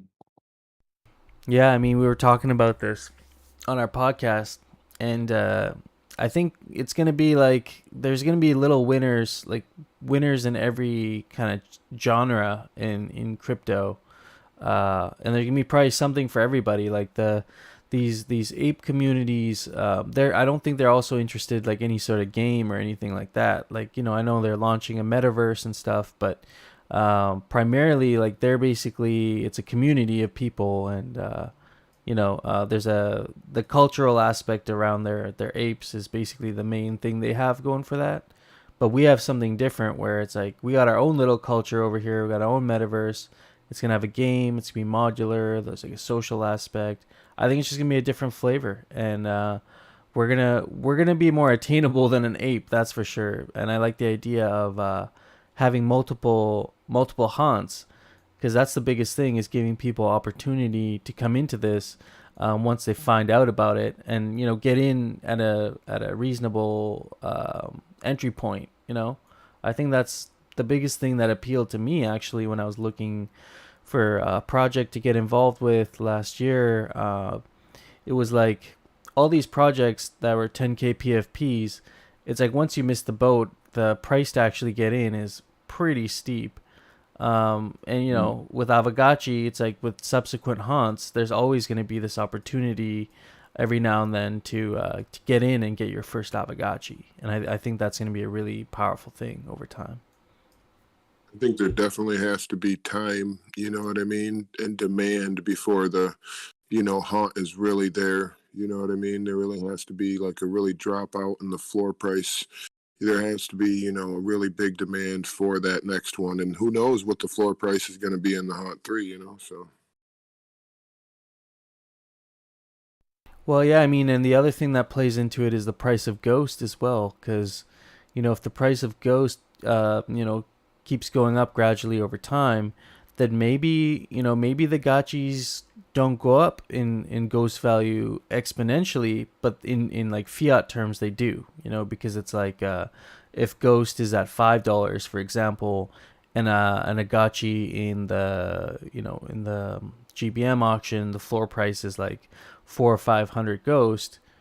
It wouldn't be a lot higher than what it was last time, but the price would also be had appreciated in fiat terms. So I think it's an interesting kind of a mechanic between Ghost and the price of the assets, like in Aavegotchi. I was looking at hopefully the Ghost going up, the price goes up, the floor goes up. Once there's so much use case inside this game, the need for more is definitely evident. But it's just gonna keep making people pay more money for these things. Especially once the value becomes apparent from channeling, from being able to actually harvest Alchemica, what you can do with that Alchemica. Like I really want to see like people joining the game, renting an Aavegotchi, collecting all the Alchemica, and maybe crafting some tiles because they realize, okay, well, these tiles are a limited edition thing. I don't own any land. I don't own any gotchis, but maybe I'm just a tile manufacturer, and selling the tiles and making some money that way.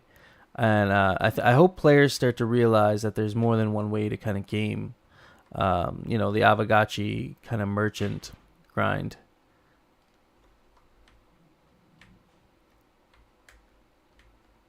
I'm curious to know how many scholars have, if they've minted anything, any golden tiles or any altars. It'd be interesting to know that. Yeah, I've seen a couple that have kind of successfully onboarded. I would not say they are the majority.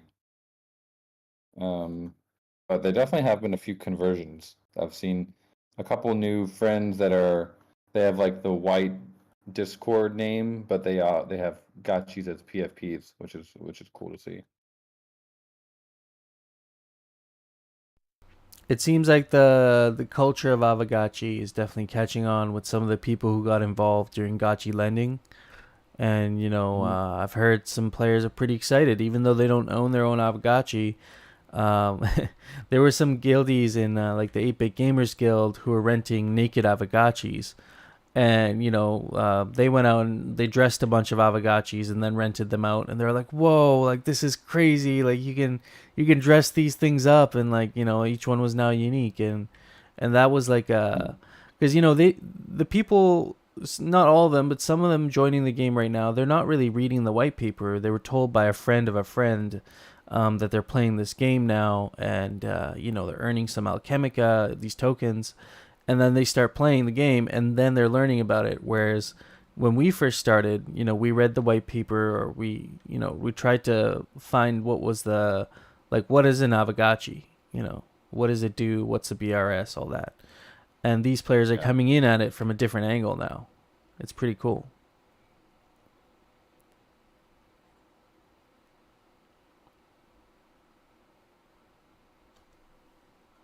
Yeah, there's so much to catch them up on, and there'll always be kind of low information players that just want to jump in and pick up tokens and kind of convert back to their fiat. But the goal is to try to onboard and kind of get them interested in the bigger, wider game. And the social part will be really nice.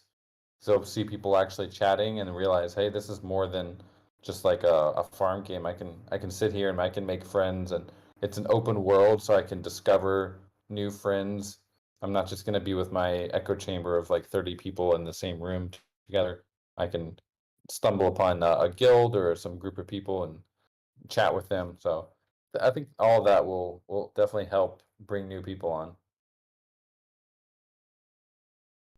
Yeah, we had some good points being And made. People like from other strategy-based games like Axie Infinity, they're coming to Aavegotchi now, which is going to be interesting to see how they game in Aavegotchi. yeah, Aavegotchi is we have a very unique offering. Like, we're not an auto battler. We are not just a social metaverse. We're really a hybrid of farm game and social and metaverse. So I think it's a very, very unique offering. And I think as we as this if this bear market continues and valuations are going down, Ghost will definitely continue to shine, and the tokenomics of the Alchemica will hopefully also like keep them strong. And people, yeah, they'll just naturally gravitate towards the flight to quality. Maybe this is a good opportunity for these scholars to get involved in this next land auction. Maybe we should start educating them on why they should be looking into some land, if they have the means to do that, what the potential is of that, because I think that could be a really big opportunity for someone who's a scholar, is really interested in the game but just doesn't know what the earning potential could possibly be. It's there's more certainty when you own your own parcel, right, compared to when you're going around collecting it. Totally. Especially with May 18th coming, and they see the game changing before their eyes towards this more mature game, not just a play drop, not just Pac-Man, and they'll be like, okay, this is very early days, and you just get a humble parcel. You could do a lot with that. You could get started with channeling. You could start farming. So that's a very good point. Between that and the GBM itself, just bidding to earn, there's like, you play that right, you could basically earn a humble parcel for free. So there's a lot of ladders. We need more ladders extended to the scholars to give them opportunities to kind of get more involved and actually contribute and not just be a value extractor. And if we give them the opportunities, then a certain percent will convert and will grab onto that. It's like not just that, but then there's the lending aspect. If they want to go with the Gotchi or just joining these different guilds and then doing more play to earn that way. Eventually, put it all together, and they may be like, "Why am I dumping it all? I could actually double down on this and do better for myself. So, and have some fun, make some friends along the way, like Dan said, with the social features. Yeah, it's like bolstering that yield on your parcel while, you're also interacting, you're part of a community, and a lot of them do appreciate that. Even amongst their own kind of cliques, that they've formed. We have like Filipino community, we have a South American community, and they, because of the language and the culture, they get along with each other already. So it's like they're already in the right place, and now they're earning and they're playing. It's gonna form these other little like subgroups in guilds and stuff. But like from what you were saying, from a scholar perspective, it's probably worth looking into. If there are any scholars in the chat, it's worth looking into a humble parcel, especially for this next GBM auction. It's very doable to start out with like 50 ghost and actually earn yourself a parcel. I did that last GBM auction. I wish I would have documented it a little bit better, but I was able to start with, I think, what did I start with? I think I started with 90 ghost, and then I ended up being almost 170 ghost. And then with that, I took a portion of that and bought a piece of land for 95 ghost. So I was able to basically get a piece of land for like, $80. It's like, it wasn't totally unobtainable, Huge future potential with that.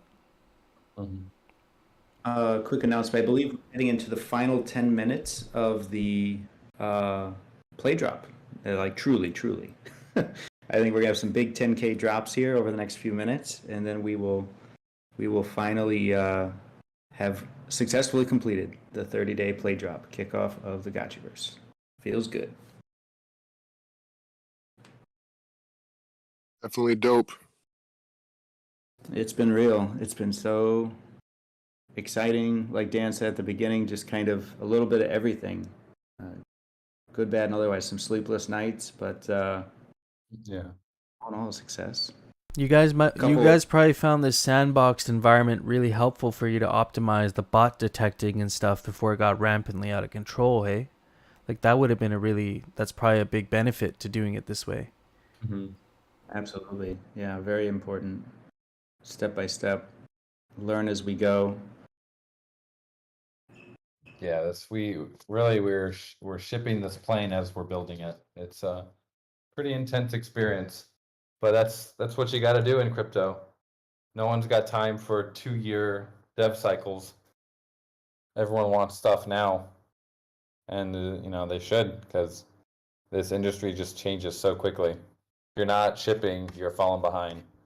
It's a hyper innovative environment, so if you're not getting those 4 a.m. phone calls to wake you up occasionally, what are you doing? That's going to be cemented as Dan's quote. If you're not shipping, you're falling behind. I like that. Who wants to make a meme about that? Yeah. If you're not shipping, you're falling behind. For sure. That GitHub is just like all green pages, all green blocks. Mm-hmm. I'll tweet it out. You guys can. Yeah, that's the only way. There's a new social video that dropped on Twitter. It's kind of buried because Twitter doesn't really like showing thumbnails or any preview of a YouTube link, but it's a pretty good one. Good one to share with people about what the social release is all about. So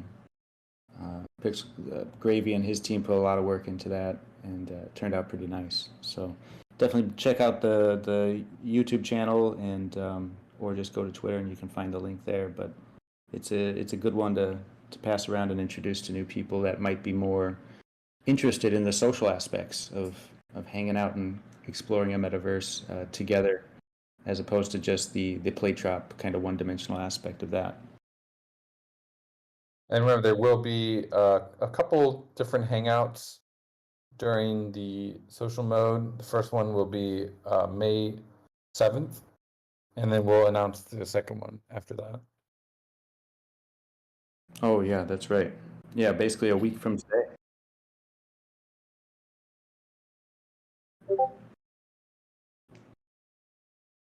Yeah, High Plains has there. Nice. The video I was referring to.